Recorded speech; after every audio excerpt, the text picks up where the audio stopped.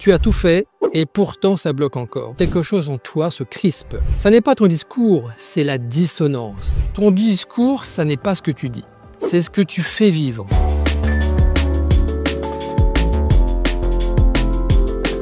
En fait, ça n'est pas ton discours qui bloque, c'est le lien entre ce que tu ressens et ce que tu montres. On t'a probablement dit un jour que si tu veux être à l'aise à l'oral, il fallait structurer ton message, travailler ta posture, répéter ton texte, poser ta voix. Et tu l'as fait très sérieusement, avec application, voire perfectionnisme. Mais voilà, tu as tout fait et pourtant ça bloque encore. Tu maîtrises le contenu, tu connais ton sujet, mais au moment de parler, une tension s'installe. Quelque chose en toi se crispe. Ça n'est pas ton discours, c'est la dissonance. La plupart des personnes que j'accompagne pensent que le problème vient du discours, du contenu, du message. Qu'il faut mieux le formuler, mieux le structurer, mieux le défendre.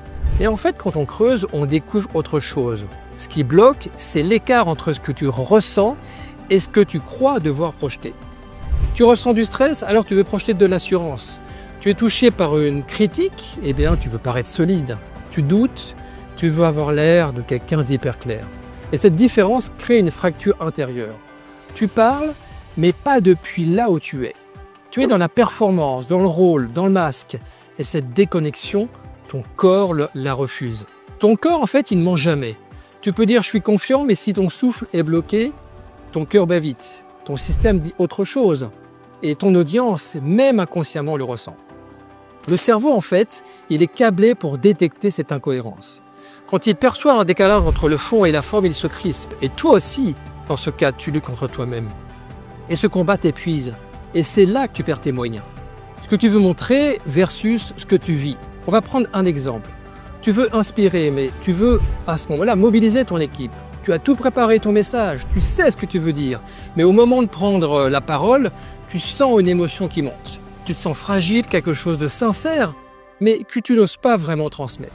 Alors, tu verrouilles. Et ce verrouillage casse ce lien. Non seulement avec les personnes en face de toi, mais surtout avec toi-même. Parler, c'est s'exposer. Et cette exposition, ça n'est pas seulement social, elle est identitaire. Tu n'es pas en train de livrer un message neutre. Tu es en train de te mettre en jeu. Et cette mise en jeu peut réveiller chez toi des blessures, être mal compris, être jugé, être rejeté.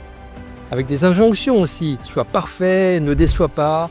Avec des mécanismes de protection, ne montre pas que tu doutes.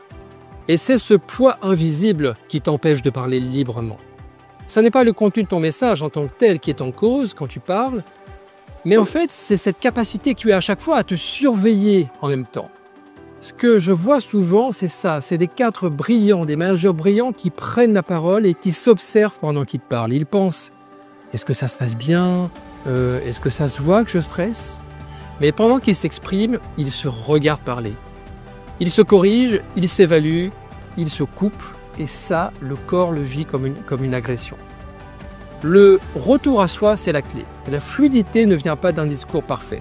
Elle vient d'un discours incarné. Et un discours incarné commence quand tu arrêtes de jouer, quand tu cesses de vouloir projeter une image.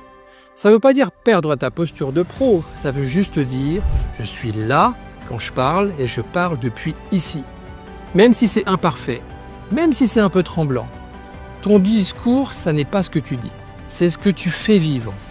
Quand tu es aligné, même avec un mot simple qui peut toucher. Quand tu es décalé, même une belle phrase peut tomber à plat. Ce que ton audience retient, ça n'est pas seulement ton contenu, c'est ta cohérence intérieure. Si tu es clair avec toi-même, si tu es vrai dans ton intention, alors tu es entendu.